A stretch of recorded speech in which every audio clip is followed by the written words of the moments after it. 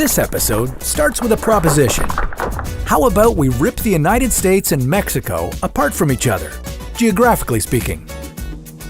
It would open up new trade routes that would make a ton of money for both countries. And it could create a whole new tourism industry for cities along the canal. But would that be worth the giant price tag? And could it create political instability? This is What If, and here's what would happen if we built a canal between the US and Mexico.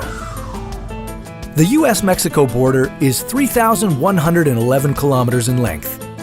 As of early 2019, approximately 2,058 kilometers is unfenced, due in large part to the Rio Grande River acting as a natural barrier between the countries.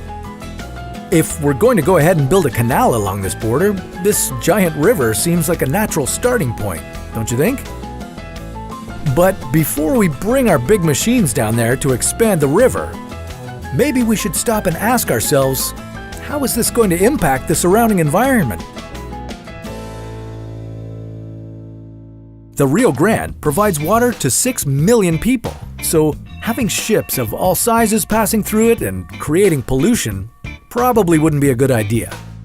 Plus, if we were to expand the Rio Grande along the border, we'd be crossing through 6 separate ecoregions.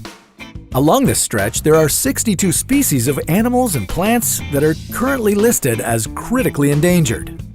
Our Rio Grande Canal could just be enough to push these species over the edge from endangered to extinct.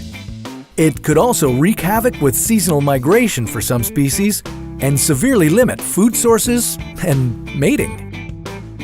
Okay, I agree this is starting to look pretty complicated, so how about we look at an existing canal for guidance?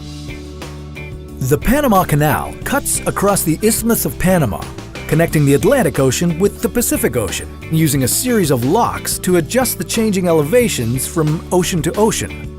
In total, 14,000 ships a year make use of it, with larger cargo ships having to pay upwards of $1 million to use it. That's a lot of money that could be funneled to North America instead. If we were to build a canal that matches the width of the Panama Canal, we'd have to move about 53 billion cubic meters of earth at a price of $11 trillion. And that number is just for the length of the Rio Grande, which is the shared border from the Gulf of Mexico to El Paso, Texas. The Rio Grande would need reinforced concrete walls and barriers installed along its shores, and it would need to be dug deeper in some areas. If we follow the operations guide of the Panama Canal, a specially trained canal pilot would have to navigate any large boat for the duration of its trip through the canal.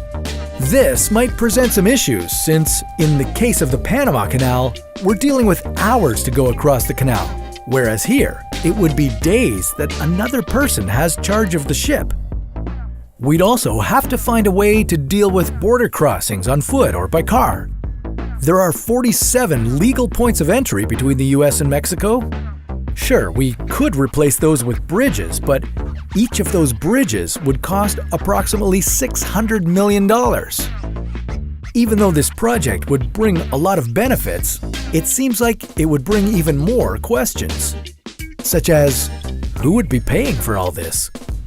How much would be covered by the US, and how much by Mexico? It wouldn't be economically feasible for either country since it would cost trillions of dollars just to finish construction across a couple of states. To fund such a massive project could mean taking that money from more vital social or medical programs, anything deemed expendable by those with interests in the canal. The political fallout from this could also be significant. We'd literally be making a cut through North America. This could create a new source of global instability, something that may be viewed as an us-against-them mentality by other countries. Maybe all this international trade talk would be easier if we just didn't have those pesky oceans dividing us all. But that's a story for another What If.